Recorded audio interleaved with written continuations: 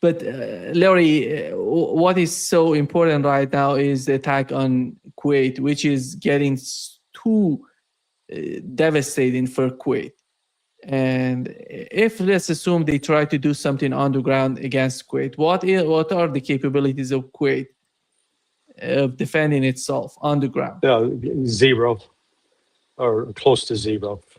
They would be in desperate strait.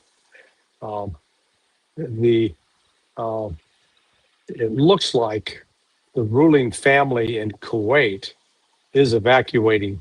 There are videos showed up today showing, the cars associated with the royal family being loaded on aircraft. They're bugging out. King Abdullah of Jordan, he's hanging out in London. I bet all these cats, the head of Bahrain's ruling family, I bet you they're hiding out in Paris or London, because Iran really is blasting Kuwait. They're still going after the power plants. They're still going after the desalination plants. So it's pretty brutal. They're not letting up. And it's going to be uninhabitable for U.S. forces at all. And they're picking apart any HIMARS system that's there, any Patriot system that's there. It's getting targeted and destroyed if they can. And I don't think you're going to find too many U.S. personnel being kept there in country. There is still U.S. personnel there in those countries. Today we've learned that I don't know how many of them are still there, because these HIMARS, these weapons are still there. They're using them. Well, it's not clear if they're using them or if they got contractors that are using them, or local Kuwaitis that are using them.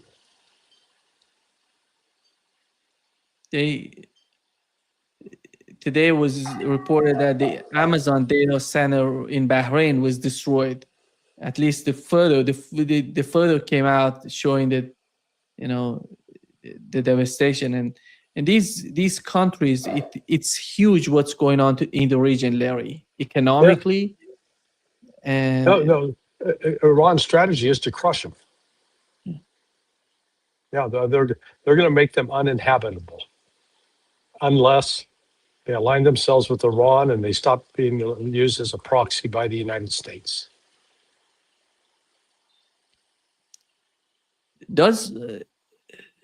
Is there any sort of red line for Donald Trump continuing the war and devastating these countries?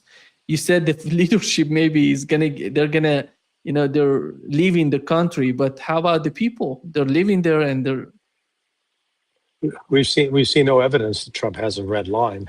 No. But we've also seen, what we do know from the past is when political polling results come in, when the economic results with the stock market today again took a major beating. I mean, the Dow was down 506 points. NASDAQ was down 553 points, which was an even bigger drop. So he's going to look at the stock market. They're losing money. He's going to look at the price of gas. It's going up. He's going to recognize that's got some political problems. He's going to start yelling at people. He was promised that this would turn around. He'll probably sign off on this massive bombing of the nuclear sites, and then it'll be up to Iran to see how Iran responds. Israel's fully expecting Iran to hit them this weekend, Friday or Saturday, which I can't rule that out. But why are they somehow so afraid of Iran attacking them? I saw no sign Iran attacking them or wanting to. Number one, Israel has no effective air defense system anymore. Iron Dome's useless. David Sling's useless. The U.S. is out of Patriot and THAADs. Those are so they don't have any air defense. The missile accuracy of the Iranians has gone way up, and right now Israel is barely scraping by.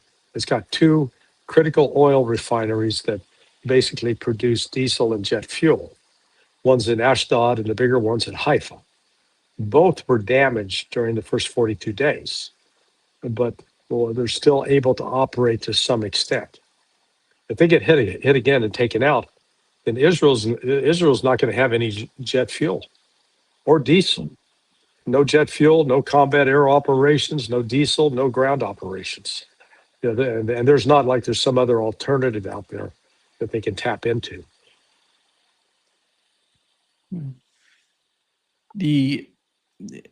Donald Trump today said that the Iranians are sick. They are a bunch of totally insane people. There is something very wrong. Very wrong with them in the head. It's just unbelievable. Yeah, look in the mirror, Don. Look in the mirror, baby. He's doing what's called projection. Yeah.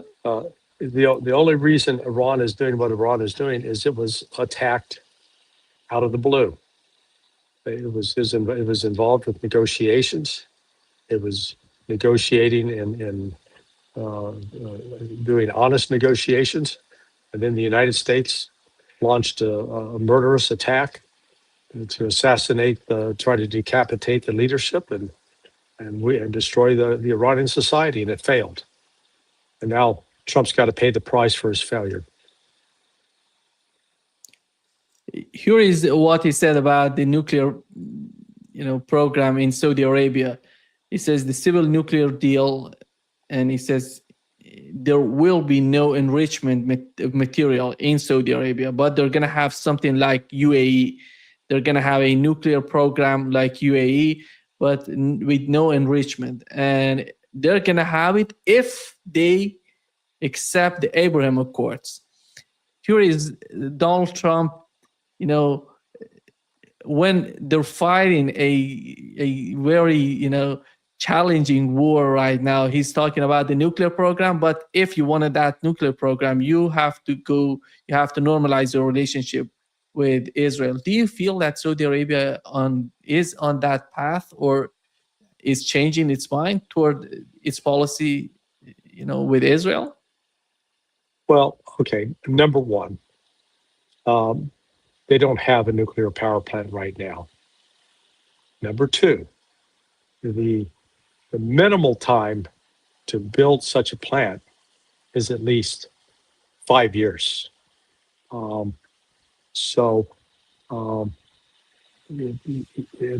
then you look at which companies in the United States have experience building nuclear power plants. Well, the United States in the last 15 years has constructed and or brought online only 2 nuclear power plants. The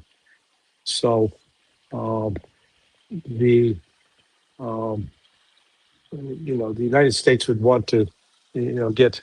There are a number of U.S. companies that claim expertise in this, but they're up against Russia, France, China, Japan, South Korea, who frankly has there are very few when you get into what are called engineering, procurement, construction contractors for constructing such a thing. The United States has a very serious EPC capacity bottleneck. Yeah, we have a lot of designers, but there are very few companies with the actual ability to construct a nuclear power plant on budget and schedule. We've had 2 plants, one in Tennessee, and I believe the other one was in Georgia or South Carolina. And the last one that was started in 2009, they finally finished it in 2024. That's 14 years. So, if you're Saudi Arabia looking to get a power plant built. 2014 or 2024? 2024. 14 years. 2023. 2009 to 2023. 14 years. So, if you're Saudis and you're serious about getting a nuclear power facility where you can enrich uranium, you're going to turn to the United States, who really has a very poor track record on that front over the last 30 years? Or are you going to turn to Russia or China or even France, who has a demonstrated ability to do it? Then you get into the issue, okay, where's the nuclear fuel for said power plant going to come from? Well, Russia remains one of the major world suppliers. I think it supplies about 25% of the U.S. fuel. So this is all. This is it's a gesture of political theater. It doesn't have any immediate impact whatsoever. It's an effort by the United States to try to divide, to create a division between the Gulf states and Iran, as opposed to finding a basis that they could cooperate. But we're giving the Saudis nukes, and then comes in the kicker. Yeah, but you got to accept the Abraham Accords, and they said, all right, we'll accept the Abraham Accords once the Palestinians have a state, and Israel's not going to give a state, so it's going nowhere. It's just, like I said, political theater. Yeah.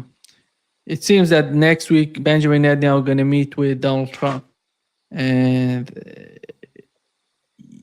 there is nothing in the media. Maybe.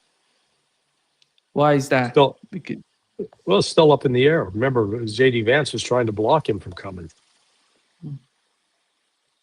Yeah.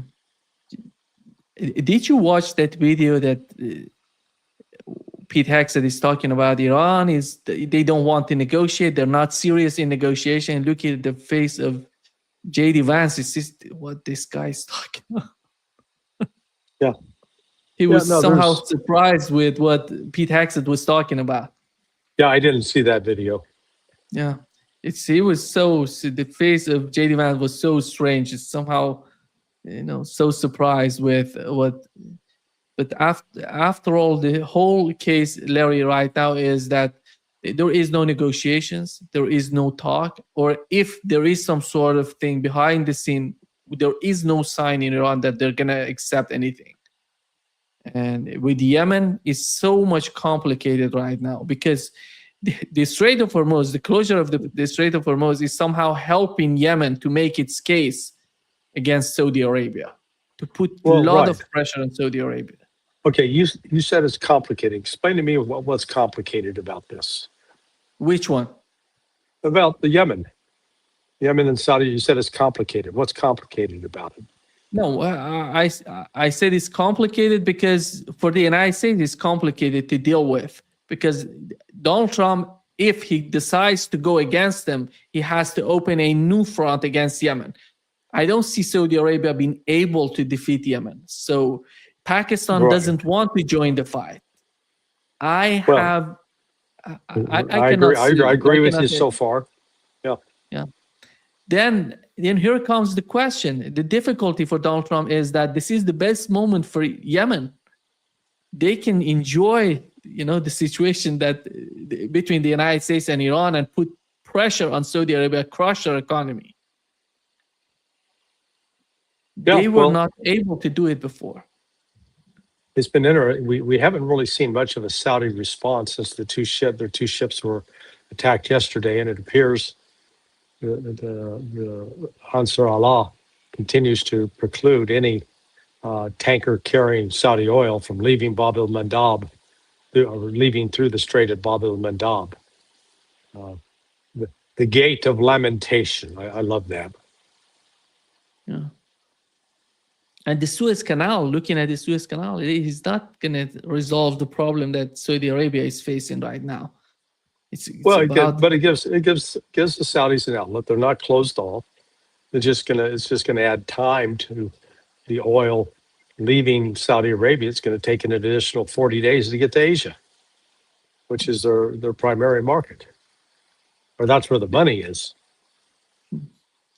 We're so much focused on the oil and energy, but the other thing that is so crucial for these GCC countries altogether is the food. They're receiving a lot of food from outside. So with the closure of the Strait of Hormuz right now, Saudi Arabia they have some sort of agriculture in the southern part of Saudi Arabia, if I'm not mistaken. You know what's so amazing? That the oil, agriculture, everything that is important in Saudi Arabia coming from the Shia areas. The southern part, the oil coming from southern part of Saudi Arabia, which are they're Shia Muslim, and the agriculture, it seems, from that part. But right now, with the situation with Strait of Hormuz together with the Red Sea, they're gonna have a lot of problem. I don't know how long does it take to somehow hit the life of the ordinary people in these countries. Well, it's also a function. We don't know how much is stored in warehouses. Of course, if you've got anything that requires refrigeration and Iran's taking out the power stations, and that compounds it. What's fascinating is, there has been zero traffic going through the Omani Strait, at least with AIS on, and the line I used yesterday was, if you got no AIS, Iran's going to have your ASS.